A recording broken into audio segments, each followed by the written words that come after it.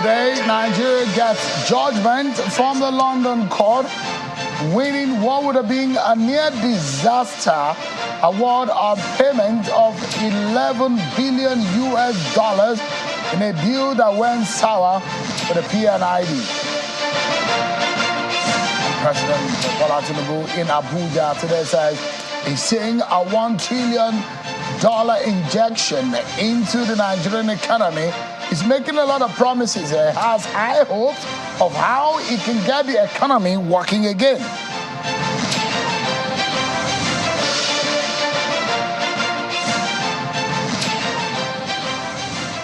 Hello everyone, welcome to the program. This is Politics Today, live on Channels Television. I'm Sean Akimale in Abuja.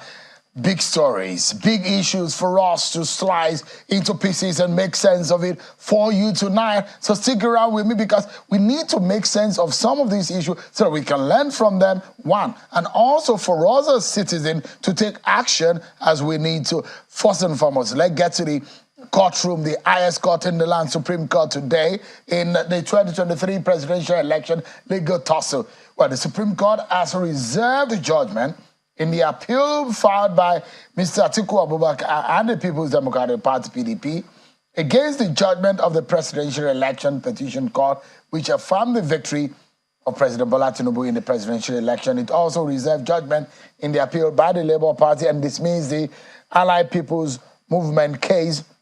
The 7-member panel of the court, which was led by Justice Inyang Okoro, announced their position today after the lawyers to the different political parties and the candidates adopted their briefs of argument and made final submissions. The issue of the fresh evidence on 4 documents were presented by the lawyers to Mr. Atiku Abubakar, and the counsel to Atiku Abubakar, Mr. Chris Uche, asked the court to grant the motion and allow the appeal, grant the prayers sought, and disqualify Mr. Bola Tinubu. The counsel to the respondent, Abubakar Mahmoud for the INEC and Wole Olanipekun for Bola Tinubu, Akin Olujimi for the APC, had asked the court to dismiss both the motion and appeal for lacking in merit. Now, the president was saying today that he's looking into an injection of about $1 trillion, $1 trillion US dollars. You heard me right, yeah. He said that today in Abuja into the economy to inflate the economy such that it can get back on its feet. There's so many things wrong with the Nigerian economy. All the indices are in the negative. And if you look at it, there is a need for a savior for the Nigerian economy. Where will that be coming from? I do not know. Does the president have a magic wand to be able to change things? If you look at the food on the table, in fact, if you look at the dollar and the exchange rate today, it is nothing to write home about. It's gone so skyrocket to the point that we need something to bring it down. Now, the president is making those promises. In the middle of all of that, the Minister of Finance, Wale Edun, had also promised that within the next few days, we might be seeing, or weeks, we'll be seeing about a 10 billion US dollar injection into the Nigerian economy. As that, where are we trying to make sense of that? Nigeria was in court, and some of us had our breath held because there was a possibility that if Nigeria lost that case against P&ID, we might be paying about 11 billion US dollar as an arbitration award in a gas processing deal that went south. So Nigeria won. That's the good news. But the other issues we shall be dissecting tonight on the program. So much to chew. Just stick around with me, everyone, because we'll serve you with your political random stories and we'll break all of these issues down for you.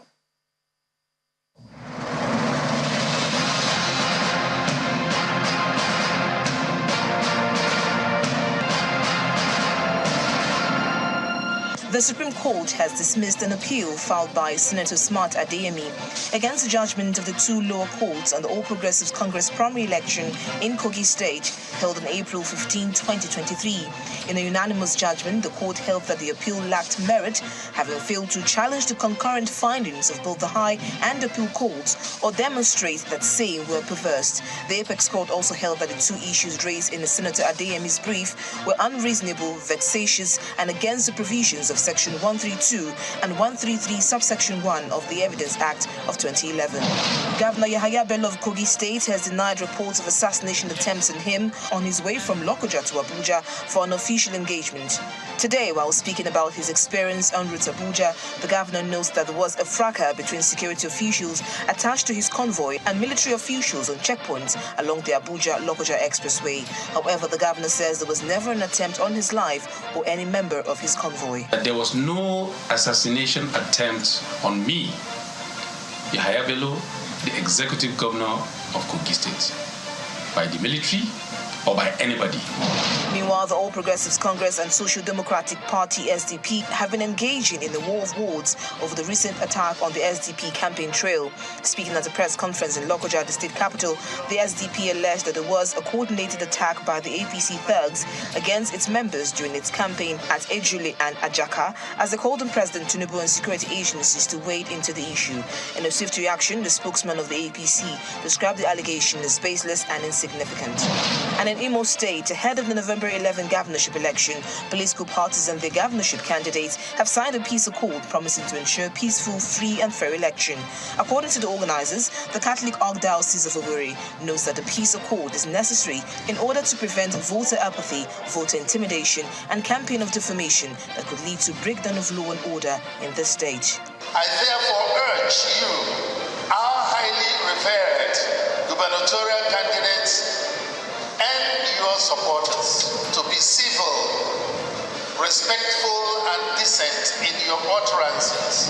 And Governor of Kaduna State, Senator Ubasan, is asking members of the State Executive Council and other government appointees to double their efforts towards the fulfillment of his campaign promise to the people of the state.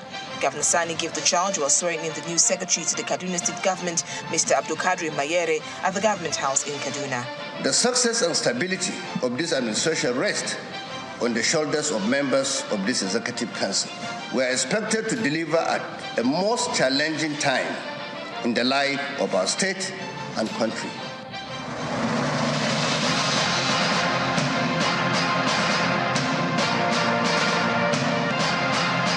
Thank you so much, everyone. So there is a lot of trouble in the country as far as the economy is concerned. There are those who believe that Nigeria currently bears too much burden in terms of debts that we've gotten outside of the country. But local and foreign debt, in fact, the DMO, the Debt Management Office, had warned both state and the federal government about further borrowings.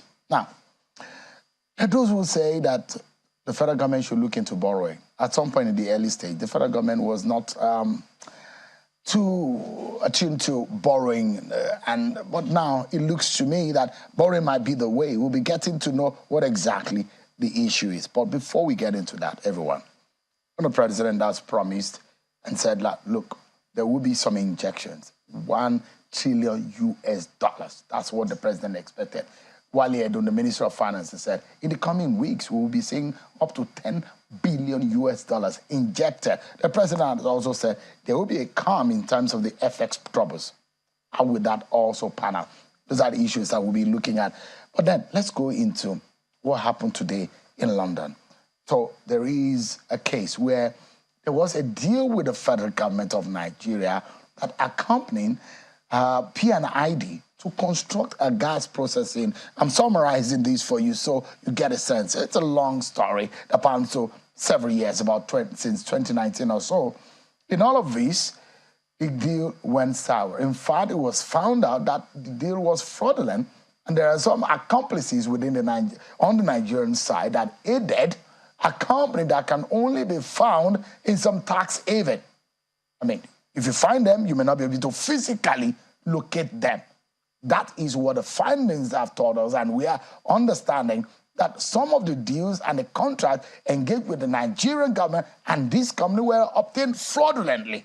Now, some people have been arrested, some people have been jailed. This case went on in Nigeria. It went over in the in the United Kingdom. There was a $6 billion US. There was $1 million that was supposed to be paid as an award, but the federal government said no.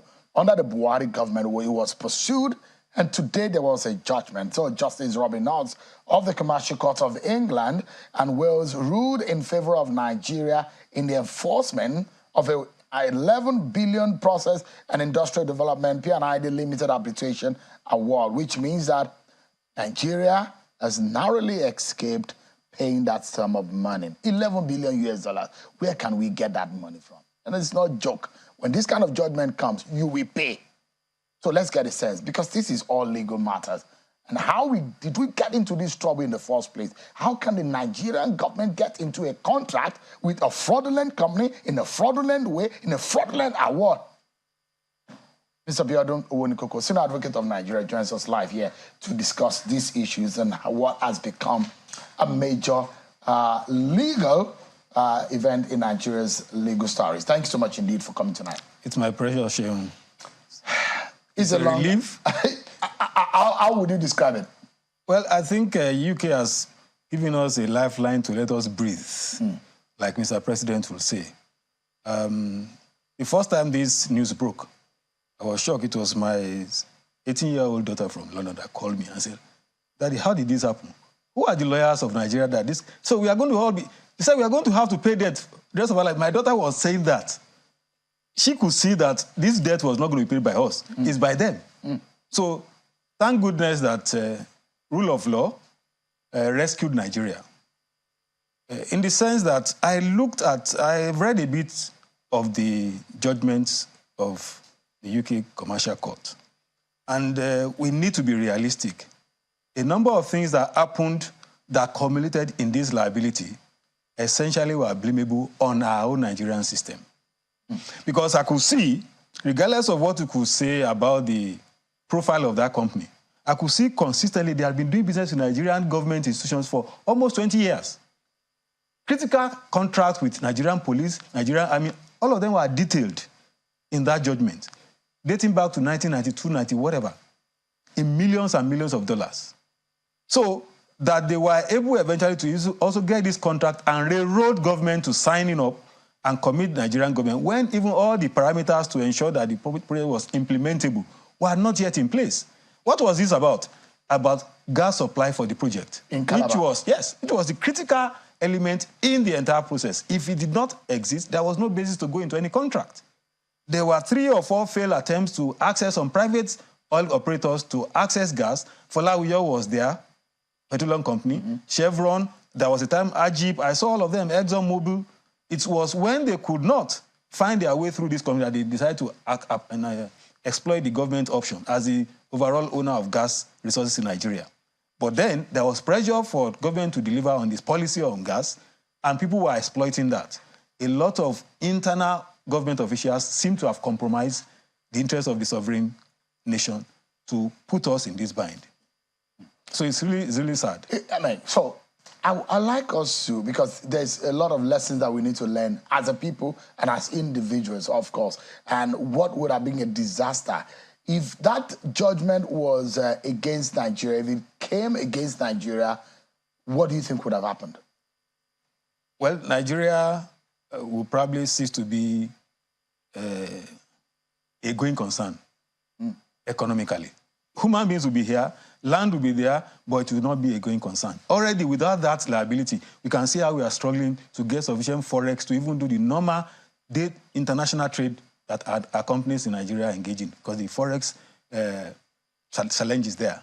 If we were to confront this amount of money, which would then be enforceable because they had gone to enforce in England. Don't forget that I read in the judgment that initially, in fact, they did something.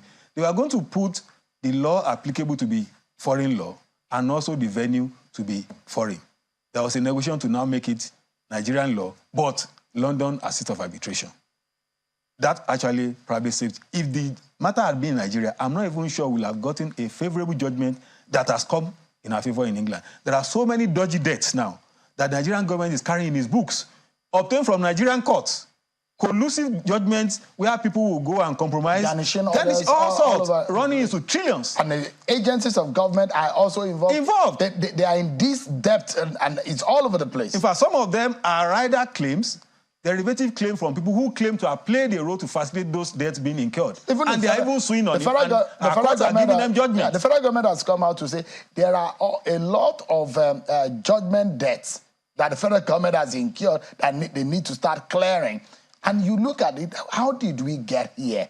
The Office of the Attorney General, over the years, and the Minister of Justice, what are they doing to ensure that the nation is insulated? Because what these companies had done was to ensure that if this award implementation was to happen, we would have been in trouble because we have debts, foreign debts that we're servicing. We had foreign investment that we're looking at. Most of our investments in Nigeria are dependent on foreign... So, do you want me to surprise you? Please, go ahead, sir. The bulk of foreign Nigerian debts owed by government through court orders arose from Nigeria receiving debt bailout from international creditors. That's what they call Paris Club debt. People now generate new debt out of Paris Club debt, claiming that some monies were not properly reconciled and monies were owed to some arms of government, and people came up as consultants, claiming that they have found debts, and then assisting them through Governors Forum, whatever, to recover money. Only last year or early this year, Supreme Court came down heavily that debt owed to state authorities cannot be subject of, negotiation by some consultants. These are statutory debt, revenue of public revenue. What role are you playing? So go and sue the local government that you claim you recover for, or go and sue the state government, not some kind of Governors Forum or whatever. Now imagine how much of that. I know there's upwards of almost $500 million is subject of one of these debts that people are claiming this is their own commission for assisting institutions to recover what they claim, unclaimed debt. But that misses me. I think what is important is for us to draw the right lesson from this judgment. I identified 3. In that judgment itself, there are about 11 of those kind of gas contracts entered into in 2010. This one is one. Year. Yes. This is the only one that we know has become... Have we exited those ones? Well, I don't know. That's a job for... There might be some troubles because maybe those ones are still looking for a way out. So if there are 10 of those contracts and none of them I'm aware is already functioning, there might be issues there. That's number 1. Number 2 is this. How come it took Nigeria this terrible development for us to appreciate that there are weaknesses in how we draft agreement with international business entities where we don't protect our own interest? And I believe that the President Attorney General of the Federation is one of the things he has identified that he wants to address. This issue of debt that is piled up and contracts that are skewed against Nigeria, and we end up having to be begging our way out of binds that the civil service and the technical people in government plunge the country into. We need to review that. We should review our contract documentation in terms of heavy investment projects so that even if we need international consultants to assist us, and we need to come up with a template that can assist all government agencies to know that if you are going to a contract of this nature, these are the signals that you must identify and ensure that the clauses are so wide, so tightly drafted that we can at least predict the outcome of what we are signing. Unfortunately, in all of these international conventions and international laws, there are a lot of gaps and loopholes that have now, they will dress it for you such that you don't know that those holes are there until you fall into them. Well, and unfortunately, like you have mentioned, this consultant, if need be, get them so that you don't have to incur this kind of... this is a huge embarrassment to our nation. Beyond that, there is a positive. The outcome of this judgment will have been impossible if not for the role played by the EFCC, the local investigation agencies. If you read that judgment, a lot came out of discoveries that the court ordered. And P&ID had to reveal so many information, electronic format, documents, from which Nigeria was able to extract sufficient evidence to sustain their case that there was bribery, there was corruption, and all whatnot. If that were to be in Nigeria, and I'm sure you're aware of things about discoveries going on now, we don't make enough use of those kind of facilities in investigation. And EFCC, while the case was on, was able to even make arrests, detain, and start prosecuting, even get conviction, some of which became available and useful to establish a convincing case of bribery.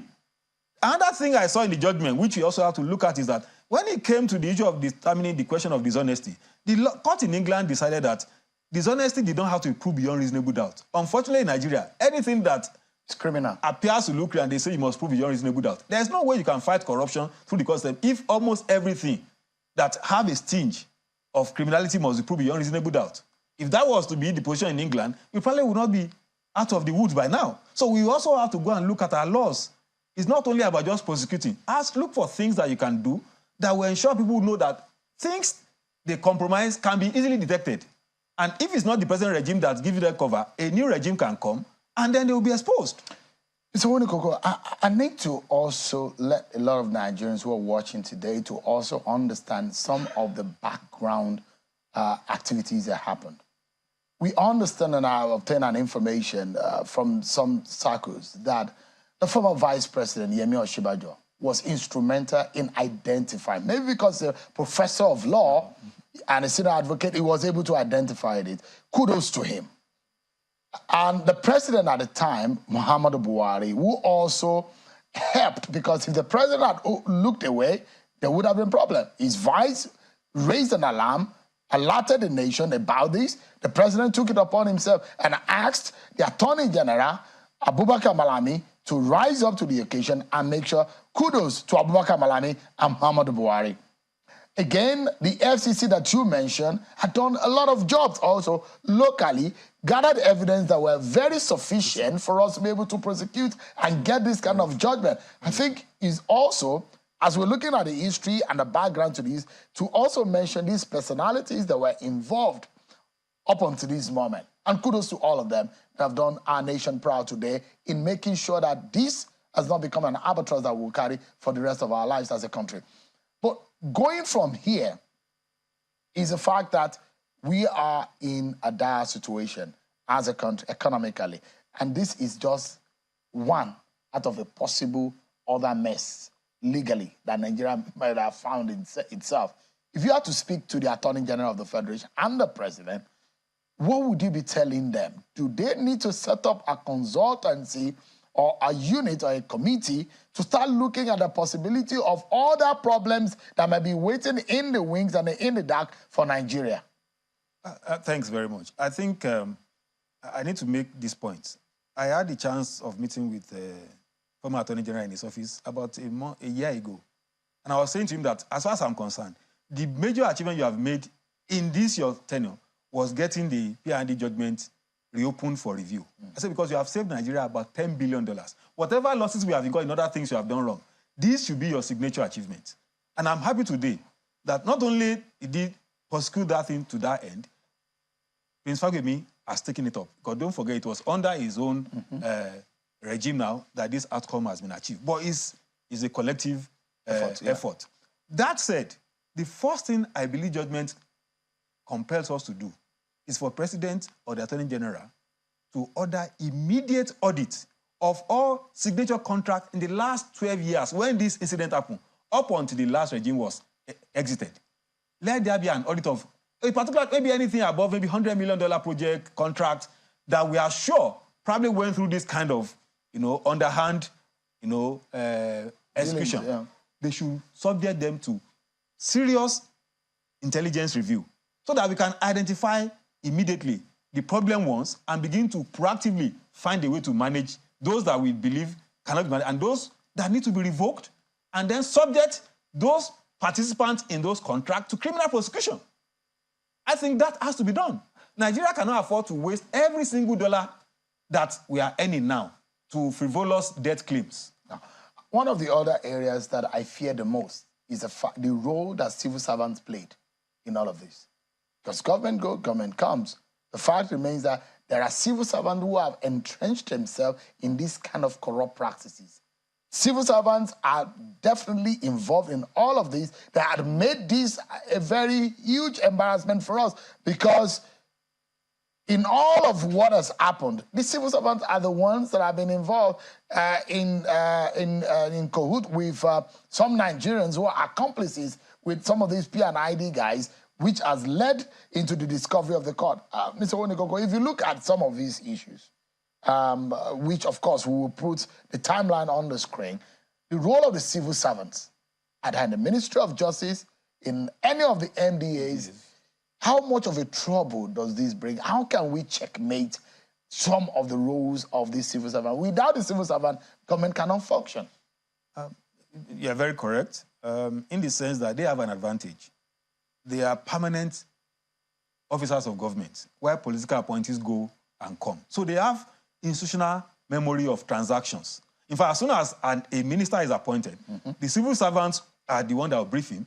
They tell him where, you know, all the skeletons are buried, or where the easy monies can be made, and then guide him on how to go about it. What that means, there was something that transpired in the course of the development in the proceedings in England. There seems to be an understanding that in Nigeria there is a culture that when public service do things for you, you're supposed to pay them something in return. And that's reflected in a lot of what we saw in that case. Foreigners come believing. Yes. Yeah. Because there is a culture in Nigeria that says that when people do something for you, even as public duty, you must find a way to reward them, directly or indirectly. In other climate, that is corruption, pure and simple. But we seem to think it is normal that, I mean, if you work in a place, you earn something there. Now, we have to address this issue of ethics of public service. And it's not only that. We should also find out what are the predisposing factors that make civil servants to fall prey and be so easily compromisable. What is their pay in terms of legitimate income? That they will not be exposed. Why do we have special salary for people working in the banking industry, for people working in the oil industry? But the people that actually issue our contracts in billions and billions in civil service, we think they can manage, you know, a monkey pay. These are things that need to be addressed. Beyond that, we have to ask ourselves, you know, honest questions. Why was it that this company tried to work with 3 different private companies? And because those ones had to do due diligence on their contract, they did not go ahead with them. But they only found the weakness in the government procurement system and then eventually enter into one with government. The 3 previous companies refused to go ahead because they had also their interests and they understood that, look, we cannot do this transaction.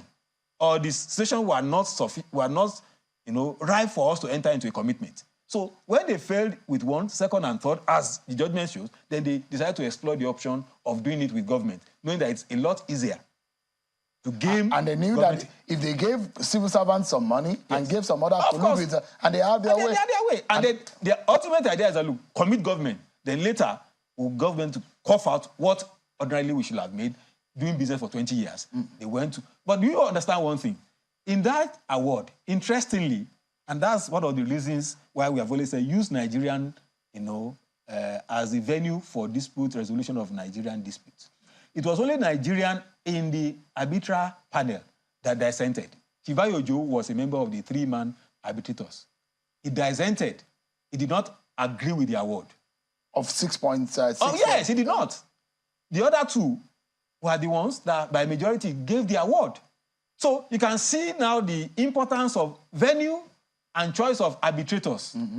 And so we have to revamp some of these government policies about how we commit government to, you know, heavy contractual obligations. That is something that I took home very seriously.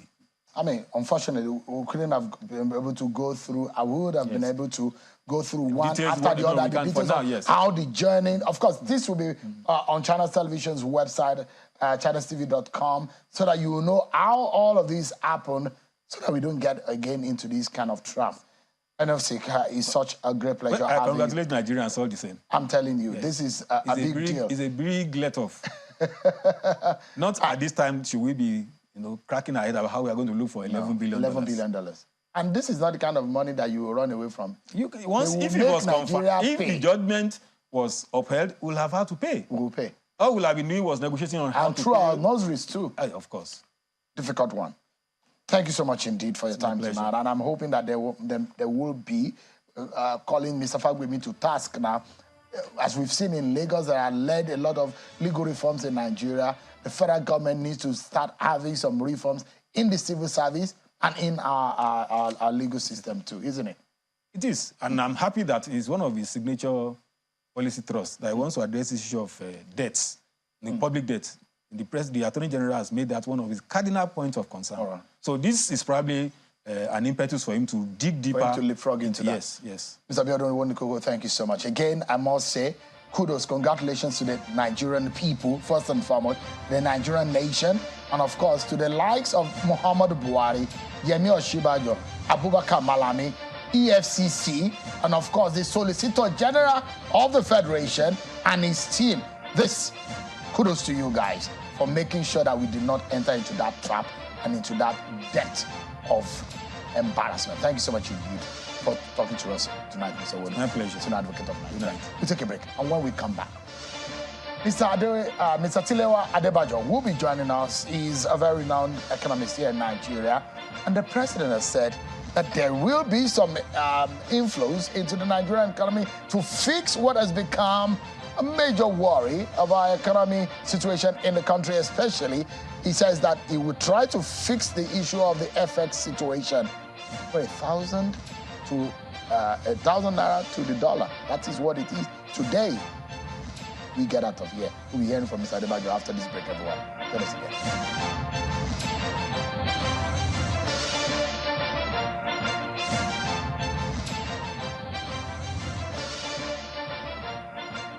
For many years, we have secured and beautified your buildings with all security doors. And now, introducing Watson Time German, Israeli, and Turkish doors. Visit any of our factories, reach our distributors nationwide. Think doors. Think Watson Time doors.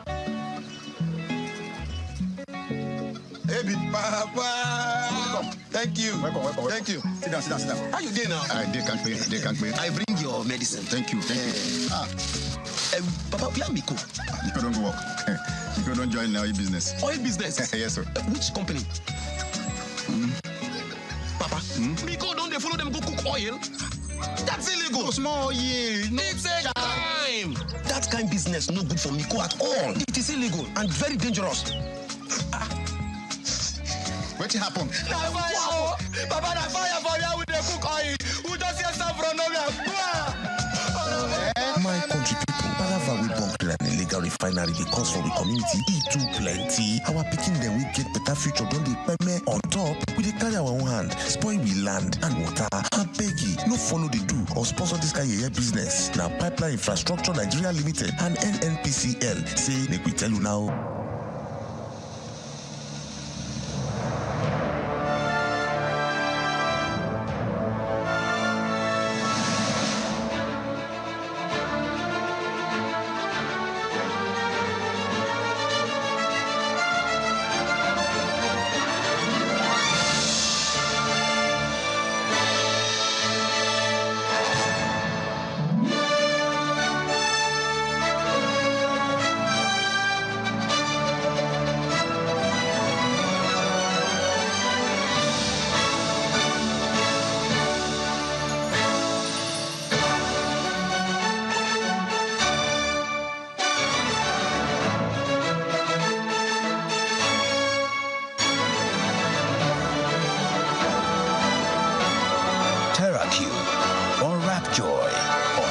Taste.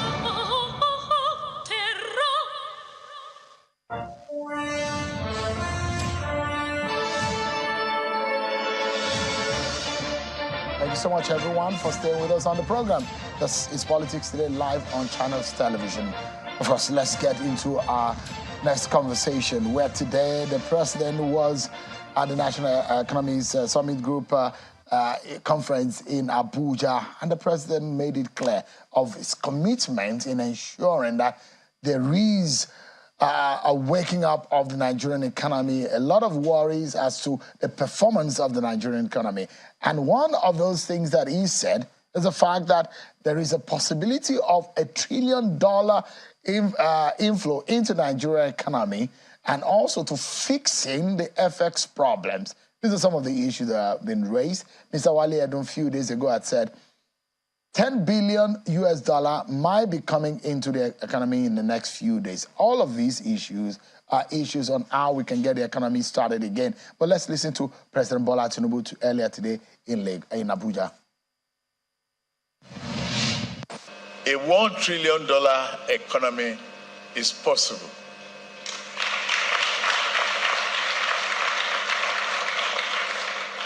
by year 2026. And a $3 trillion economy is also possible within this decade. We can do it with double-digit, inclusive, and sustainable competitive growth. This is our agenda. I would like to charge you, the captains of industry here present, to commit yourself and redouble your effort to our vision of a renewed hope, more prosperous Nigeria, a better Nigeria for all. As President Bola Tinubu, I'm being joined with Mr. Adetilewa Adebacho, who is an economic expert. Thanks so much indeed for joining us tonight. It's good to see you here in our Abuja studio. Thank you. My first time here. Yeah. How do you find it? Lovely. Thank you so much indeed. Let's begin the conversation. You were there in that room when the president said it. Was that speech an inspiring one for you? Well, yes, indeed, because first of all, the Nigerian economy right now is a $1 trillion economy already. Mm-hmm. The problem with the Nigerian economy now is been the mismanagement of the last 8 years. 2015, our GDP was close to $600 billion. And in the last 8 years, we've lost about $200 to $250 billion of our GDP, including the current devaluation. If you add that $200 billion that we lost, or the $250 billion we lost to the $600 billion GDP, our GDP right now will be close to $850 billion, which is only $150 billion shy of $1 trillion GDP economy. So the last 8 years for us has been a significant loss. So right now we need to try to rebuild and get back to where we are. So the potential of the Nigerian economy is not in doubt. What has hampered this economy has been the mismanagement over the last 8 years. Now, so the economy might not be an inspiring one, but sometimes you need an inspiring leader to lead you out of an uninspiring situation. Did you see that in that room today? Yes, I think for the first time for me, I think there was clarity in terms of the focus for the economic group.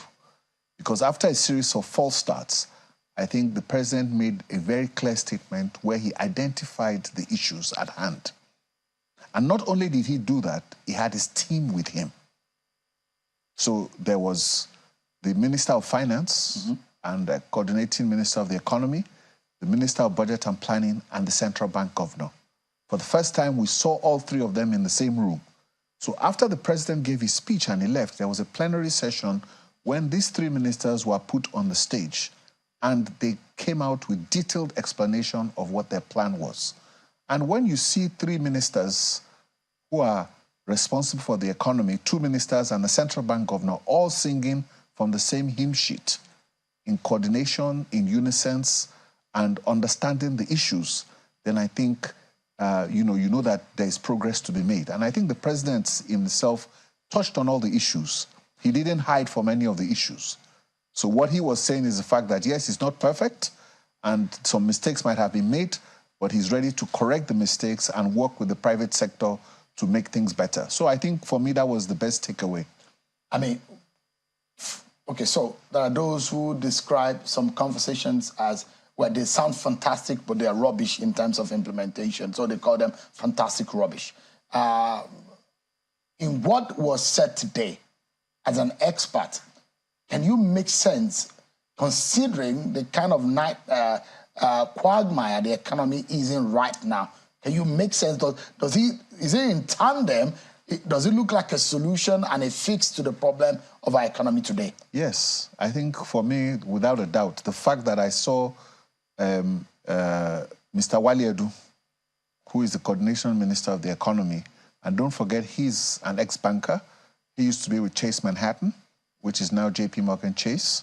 You had Bagudu, Atiku Bagudu, who is also an ex-City banker, who has also had senatorial and governorship experience, and Yemi Cardozo, an ex-City banker also, who is former commissioner for budget in Lagos and now CBN governor. When you see three gentlemen like that who have some solid experience, all talking from the same hymn book, singing the same songs in coordination. It gives you confidence. And more importantly, they talked about this in honesty. And I think my takeaway from the fact that they said that things have bottomed out, that they have stopped the subsidy payments, they've stopped a lot of things, and they felt everything is bottomed out. Is that true, though? Yes, I mean, the yes. stoppage of yes, that's because yes. in practical terms, they confirmed it today. Yeah, in practical terms. So where are those cushion coming from? Well, most of everything they're doing now, I think they're saying they're using cash. So what they've confirmed today from this economic summit is that, yes, they accept that things have bottomed out now, and all those things have been stopped, and now they're beginning to rebuild. So it's now a question of, and they are now saying that, look, it's not yet Uhuru, and we need time. And Nigerians should understand that this game or this rebuilding process is not a sprint. And it will be painful. It'll be painful, but it's a marathon. But at the end of that marathon, we'll be better off. So I think for me, the honesty by which the delivery came also gives a lot of confidence to what they were trying to do and what they were trying to say. Now, before I come into what the details of what the president said and where the $1 trillion will be coming from, Mr. Wale Edun said that $10 billion is coming in the next few weeks to address the foreign exchange crisis. Did he say where exactly that money is coming from? Is it going to be a borrowing or what? Well, what they said, and I think they both said so, the president said so in his speech, that they have a line of sight to $10 billion. Would that reflate? Would that fix the FX well, let's also understand. They said they have a line of sight to $10 billion that they want to borrow. Okay, so it's borrowing for sure. Well, yeah, they say they have a line of sight to $10 billion. That they have a line of sight to $10 billion within the next 2 to 3 weeks. And Mr. Wale Edun re-echoed that. So the question now is that what do they want to use this $10 billion for? Okay? So we also know from what the central bank governor told us that it wasn't time to go to the IMF. Okay? We also got information from the World Bank representative that was there that, yes, there's also another $1.5 billion that wants to come from the World Bank in approach to this. So this money is not, this $10 billion is not from the World Bank, and they are not going to the IMF. So what? Could it be from China? Well, what could it be from Russia? Maybe not. Well, so I'm just imagining. Or from the US. It's most likely a bilateral facility. So we're not sure where it's coming from, but it's probably likely a bilateral facility from another country, and they've had some sort of arrangement. But we'll find out those details in maybe another 2 to 3 weeks. But what they're saying is the line of sight is that the $10 billion is there. So how do you use your $10 billion? Are you going to use it to clear your $7 to $10 billion backlog of foreign exchange? Are you going to hold it and maybe use it as some sort of war chest to gradually intervene in the markets? So how these funds are going to be used, I think we don't have those details yet. But what they have said is that they have a line of sight to $10 billion. So how they're going to use that money, we haven't really known. But we know that it's not coming from the World Bank, it's not coming from the IMF, and it's not coming from, I don't think, any commercial bank. I mean, see, around the issue of monetary policy, fiscal side of things, but if a lot of people have described it as a roller coaster and a policy somersault, when some of the items that have been on restriction are now, recently Mr. Cardoso have now said, those items are now back on stream. I mean, what sense does it make to those who think that there was some kind of progress by delisting those items, but now relisting them? Does it make sense? Well, let's confuse that. And, I don't want to be a spokesperson for the government, okay, but they can come and explain themselves. But when you say banned items, Nigeria never banned the importation of those goods. So I think that's the mistake a lot of people are making. Those goods were legitimate goods. But what the last central bank governor did was say, these goods cannot come to import foreign exchange. Mm-hmm. So where does all these people with the 43 items, where do they go? They go to the parallel market and they put pressure on it. So the take we got from today was that they're developing a new foreign exchange mechanism. And what they're saying in that new foreign exchange mechanism is going to be all-inclusive. So you don't want to create a parallel market. So everybody needs to be in the same market so that they can monitor and coordinate that market better. And from the way I see things and the way they're talking about it, we're probably going to have a Nigerian foreign exchange interbank market so that we have one single market where everybody can go to and there's no distortion of a distinction between a parallel market and a I&E window. So they want to crash the parallel markets and make sure that there's only one market. And that's the market where everybody goes to the bank, you open your DOM account, you inflow your dollars, you outflow your dollars, and eventually from there you get an FX and you develop a Nigerian foreign exchange interbank markets, which will serve all of us. The marriage that the CBN, since he talked about collapsing all those disparities and the multiple windows, had brought with it also some consequences, as we see now. Today, Mr. Adebayo, if you want to get dollars from your Naira, you'll be paying over 1,200. Over 1,200. 1,200. And there are those, I call them the economic pessimists, who have been right in the last 3 years. They've said there will come a time that the dollar will be at 1,000. And they are now right. And they've also told me that, look, before December, if you're not careful, the dollar might be about 2,000. And I hope they're not right, because they are now right once. But in all of this, how do we tame what has become the rising trend in our FX? Well, you have to understand, why is there demand for FX? So let's understand what is causing the foreign exchange problem. First of all, we have 30 trillion in ways and means financing, which is an illegal financing means. The ways and means financing on the CBN balance sheet should not be more than 1 trillion. So ways and means financing is 30 times over the limit, okay, which is completely excessive. So that itself is putting pressure on inflation. So the biggest challenge we have in our economy today is inflation. Real rates and real yields are negative. So that if you put 10 million naira in your bank accounts today, the interest rates they're paying you, you'll probably be making a loss of close to 11-12% every year. So nobody wants to lose value on their investment. So what do people do? They put their money into dollars. So because the yields in the country, real yields, are negative, people are looking for foreign exchange as a viable asset to store value because of inflation. So we also need to address the inflationary pressure on the economy. So if we bring down the rates of inflation to a significant level, then we'll also reduce that demand for foreign exchange, because foreign exchange demand is not only going towards goods and services, but people are using it as a store of value. At a point in time in this country, 45% or 40% of our money supply was in foreign exchange in domiciliary banks, in domiciliary accounts in banks in Nigeria. Today, maybe that amount is maybe 10 or 15%. Because people do not have the confidence to put money in their DOM accounts anymore. We have hardworking, and I don't have any apologies for saying this, and it's the truth and that we need to face as a people. We have hardworking citizens but lazy leaders who find it difficult to think. And I say lazy leaders, and this has been in the last 4 decades or so. As a people today, we cannot boast of what we produce. The ones that we are so blessed with, we cannot lay claim to the end-to-end production of it. Oil, we get it under the ground, we put it together, most part of it are stolen, and we can, under our nose, under the security watch, they are stealing away out of this country into private hands in collusion with some people.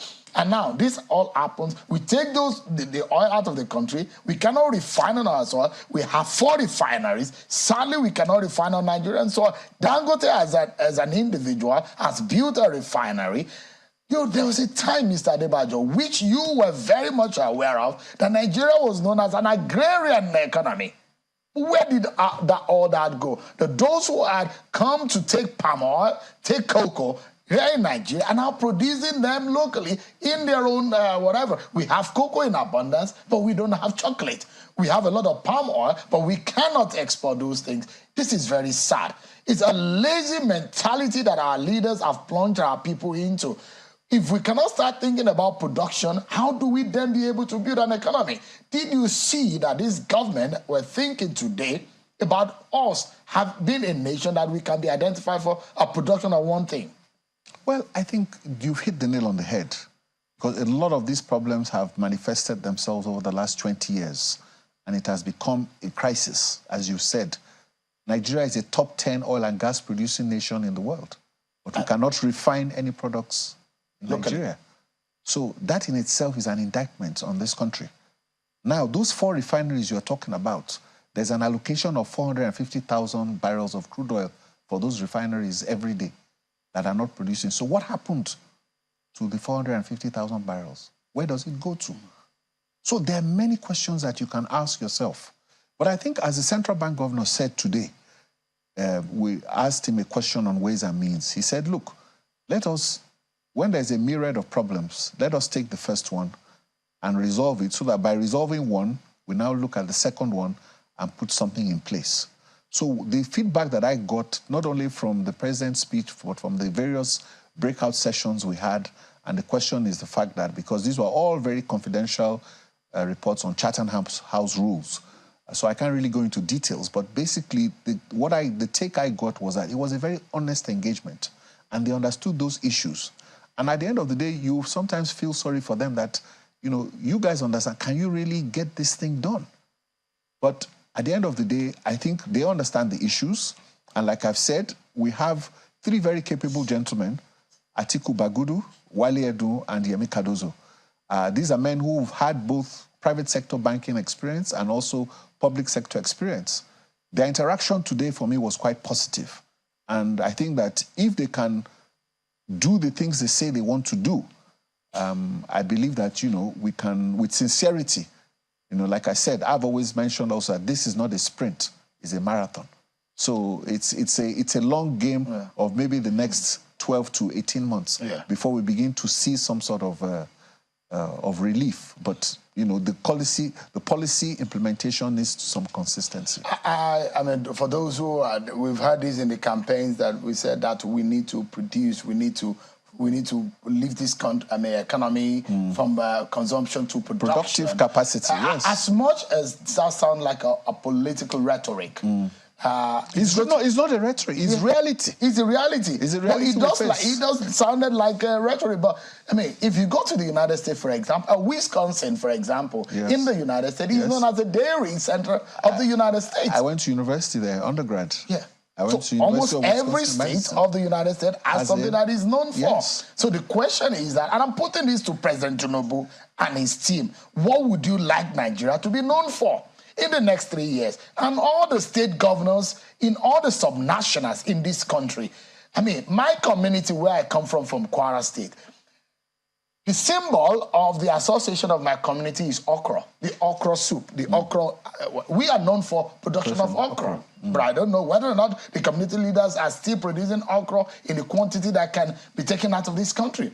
But how can any state of the nation and a state governor come forward to say, this is what we produce in my own state? Isn't it a shame that we have states and they go to the federal government every time to look for handouts, and we look at the state of the state the other day and we're looking at states that are fundamentally having problems, they cannot even fend for themselves.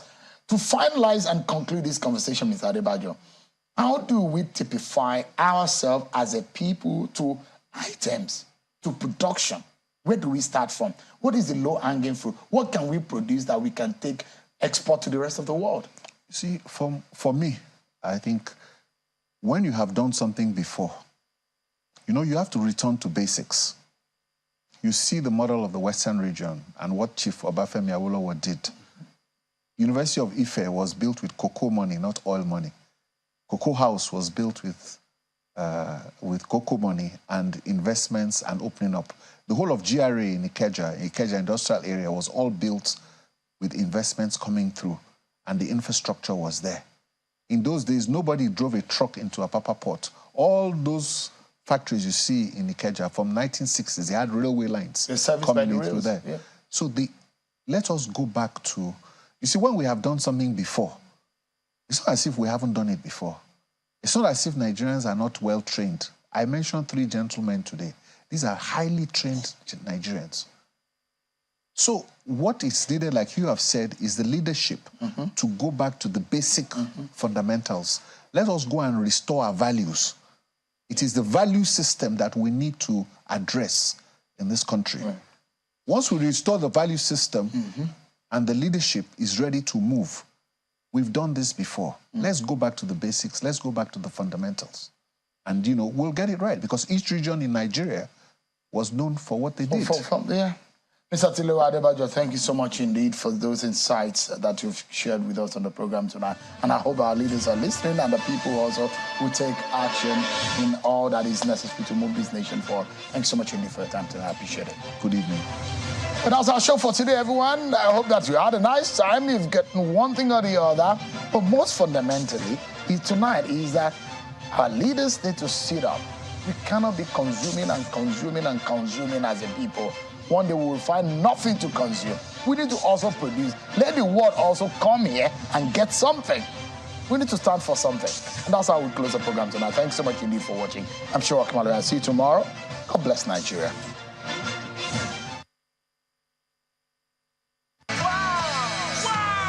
Arise Women's Conference is 15. And Dr. Shiju Iliamade says, step up!